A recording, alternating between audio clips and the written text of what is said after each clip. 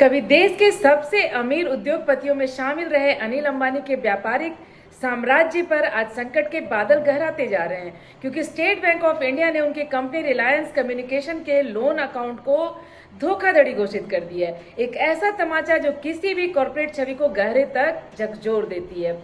जून 2025 में एसबीआई द्वारा जारी रिपोर्ट में कहा गया कि कंपनी ने ₹31,000 करोड़ से अधिक के कर्ज में से करीब ₹12,692 करोड़ का गलत तरीके से इस्तेमाल किया, जिसे फंड डाइवर्जन माना गया। यानी लोन का पैसा अपने घोषित उद्देश्य की जगह दूसरी जगह भेजा गया, और वह भी सहयोगी व शेल कंपनियों के माध्यम से छिपाकर। एसबीआई ने इससे पहले दिसंबर 2023, मार्च 2024 और सितंबर 2024 में आरकॉम को कई बार नोटिस भी भेजे, लेकिन बार बार जवाब अधूरे या असंतोषजनक पाए गए। आखिरकार 23 जून 2025 को बैंक ने यह बड़ा कदम उठाया और आरबीआई को सूचना भेज दी गई। अब इस खाते को धोखाधड़ी की श्रेणी में रखा जाएगा। साथ ही अनिल अंबानी का नाम भी उन लोगों में शामिल होगा जिन्हें भविष्य में कोई नया कर्ज नहीं मिलेगी।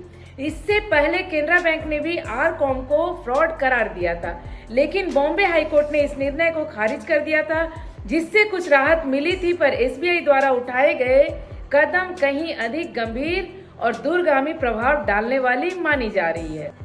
आरकॉम का पक्ष यह है कि ये कर्ज उस समय की है जब कंपनी दिवालिया प्रक्रिया में नहीं थी, और बैंक ने उन्हें अपनी बात रखने का अवसर भी दिया और बिना सुने फैसला भी सुना दिया, जो प्राकृतिक न्याय के विरुद्ध है। लेकिन बैंकिंग क्षेत्र और कॉर्पोरेट कानून विशेषज्ञ मानते हैं कि यदि इस निर्णय के बाद सीबीआई, ईडी जैसे एजेंसियां सक्रिय हो जाती है, तो यह मामला महज वित्तीय अधिनियमित नहीं रहेगा, बल्कि आपराधिक जांच और गिरफ्तारी की दिशा में बढ़ सकती है। इस घटनाक्रम ने उद्योग जगत में हलचल मचा दी है और एक बड़ा संदेश दिया है, चाहे कोई कितना भी प्रभावशाली क्यों न हो, अगर वित्तीय पारदर्शिता और नैतिक जिम्मेदारी से समझौता करना है तो उसे एक दिन जवाबदेह होना ही पड़ता है। अनिल अंबानी, जिनके पास कभी अरबों की कंपनियां थी, उनका नाम टॉप बिजनेसेस लिस्ट में शामिल होता था, आज उन्हें अपनी साख बचाने के लिए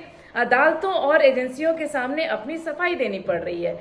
यह कहानी उस पतन की मिसाल है जो केवल कर्ज में नहीं, चरित्र से शुरू होती है।